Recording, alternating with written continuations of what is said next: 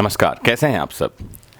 किसानों का आंदोलन लगातार जारी है और विरोध प्रदर्शन के साथ चक्का जाम भी चल रहा है। आज जानेंगे कि क्या विरोध प्रदर्शन का अधिकार एक मौलिक अधिकार है और संविधान यानी हमारा कॉन्स्टिट्यूशन क्या कहता है। तो भारत का संविधान हमें विरोध करने का अधिकार देता है। जी हाँ, right to protest is a right. और विरोध के लिए प्रदर्शन और धरना करने की इजाज़त भी देता है, लेकिन इसके लिए भी कुछ शर्तें हैं। संविधान कहता है कि सरकारें विरोध प्रदर्शन के हक को नहीं छीन सकती। इसे लेकर सुप्रीम कोर्ट पिछले कई सालों में कई बार संविधान सम्मत तरीके से इस पर अपना रुख जाहिर कर चुका है। सुप्रीम कोर्ट ने किसानों के विरोध प्रदर्शन पर सुनवाई करते हुए कहा कि उन्हें विरोध प्रदर्शन करने का पूरा अधिकार है और लॉफुल असेंबली यानी विधिपूर्ण सभा करने का भी अधिकार है। असेंबली करने का अधिकार, कहीं सभा करने का अधिकार आर्टिकल 19 का अधिकार है। सुप्रीम कोर्ट ने यह भी कहा कि किसानों को अहिंसक तरीके से अपना विरोध जाहिर करने का पूरा अधिकार है, लेकिन वो रास्ता रोककर दूसरों के अधिकारों को नहीं छीन सकते। सुप्रीम कोर्ट ने पिछले कुछ वर्षों में लगातार लोकतंत्र में विरोध के अधिकार को लेकर अपनी राय जाहिर की है। पिछले वर्ष भी दिसंबर के समय जब जंतर मंतर के बाहर धरना प्रदर्शन पर रोक लगा दिया गया था, जैसा कि आपको पता होना चाहिए कि सुप्रीम कोर्ट के लगातार कहने के बाद भी जंतर मंतर पर धरना प्रदर्शन का अधिकार नहीं दिया जाता है और वहां लगातार 144 धारा सीआरपीसी की प्रोक्लेम रहती है, जिसे बार बार बढ़ाया जाता रहता है। तब भी सुप्रीम कोर्ट में इस मामले को उठाया गया था और कोर्ट ने कहा था कि नागरिकों के सभा करने और विरोध करने के अधिकार पर पूरी तरह से बंदिश नहीं लगाई जा सकती है। केवल कुछ आधारों पर ही इस पर बंदिश लगाई जा सकती है। विरोध करने का अधिकार संविधान के तहत मूल अधिकार है, लेकिन साथ में शर्त यह भी है कि सभा शांतिपूर्ण हो और इससे आम लोगों और सरकारी मशीनरी के कामकाज में कोई बाधा न पड़े और दूसरों के अधिकारों का हनन न हो। केंद्रीय सरकार द्वारा हाल ही में लागू किए गए 3 कृषि कानून जो है उसके विरोध में 20 दिन से कहीं ज़्यादा हो गए जब दिल्ली की सीमाओं पर किसान धरना प्रदर्शन पर बैठे हुए हैं। हालांकि इससे कई जगहों पर सड़कें जाम हो गई हैं और आने जाने वालों को दिक्कतों का सामना करना पड़ रहा है। सुप्रीम कोर्ट ने स्पष्ट किया कि विरोध करना किसानों का एक जायज़ हक है, लेकिन इसमें रास्ता नहीं रोका जा सकता, चक्का जाम नहीं किया जा सकता और न ही हाईवे जाम किए जा सकते हैं।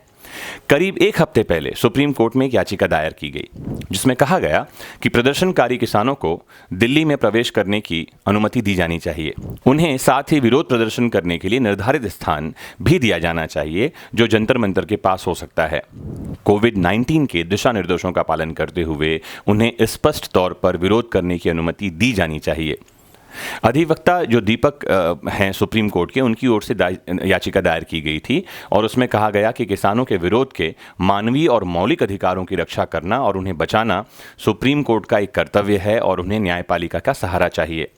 जिन्हें याचिकाकर्ताओं का कहना है कि राज्यों ने शांतिपूर्ण विरोध के लिए दिल्ली में प्रवेश करने की अनुमति नहीं दी है। संविधान शांतिपूर्ण यानी पीसफुल सभा करने का अधिकार देता है। याचिका में यह भी कहा गया कि भारत के संविधान का अनुच्छेद 19(1)(b) के अनुसार शांतिपूर्ण और बिना हथियारों के जमा होने का अधिकार मौलिक अधिकार है। इसके अलावा शांतिपूर्ण विरोध करने का अधिकार हमारे संविधान द्वारा नागरिक को दिया गया है, जिसका संरक्षक सुप्रीम कोर्ट है। किसानों के विरोध के समूह दिल्ली में निर्दिष्ट स्थानों पर शांतिपूर्ण सभा करना चाहते थे, जिसकी अनुमति सरकार द्वारा नहीं दी गई। पिछले 1 साल में कम से कम 2 से 3 मौके ऐसे आए हैं जब दिल्ली पुलिस को इसकी वजह से सुप्रीम कोर्ट की लताड़ मिली है। सुप्रीम कोर्ट ने फटकार लगाते हुए लगातार कहा है कि शांतिपूर्ण धरना प्रदर्शन करना किसी भी नागरिक का मौलिक अधिकार है। ये अधिकार किसी भी तरह से नहीं छीना जा सकता। कार्यपालिका, न्यायपालिका और विधायिका कोई भी इस अधिकार को समाप्त नहीं कर सकते। लेकिन आपको जानना चाहिए कि जब कभी सभा की जानी चाहिए, सभा शांतिपूर्ण हो, उसके बावजूद भी इसके लिए अनुमति लेने की आवश्यकता है।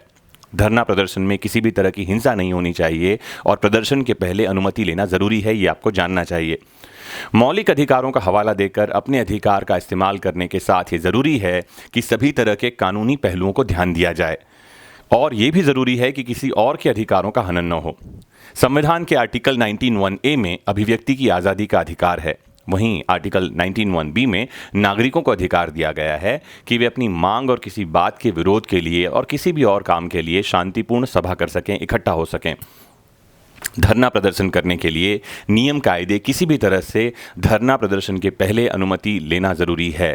तो आपको आज ये बता दूं कि धरना प्रदर्शन के लिए क्या नियम कायदे हैं, कि कहीं अगर सभा करनी है तो उसके लिए नियम कायदे क्या है। सबसे पहली बात यह है कि अनुमति लेना ज़रूरी है। दूसरी बात यह है कि कानून और व्यवस्था राज्य का मसला है, इसीलिए इसको लेकर अलग अलग राज्यों में अलग अलग व्यवस्था है। कुछ कॉमन नियम हैं जो तकरीबन हर जगह अपनाए जाते हैं, जिससे मैंने बताया कि अनुमति लेना। इसके लिए पुलिस परमिट और पुलिस से नो ऑब्जेक्शन सर्टिफिकेट लेना ज़रूरी है।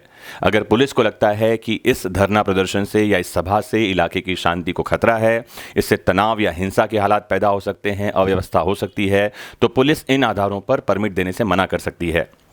धरना प्रदर्शन के बारे में हर तरह की जानकारी पुलिस और प्रशासन को डीएम या एसडीएम को देना ज़रूरी है।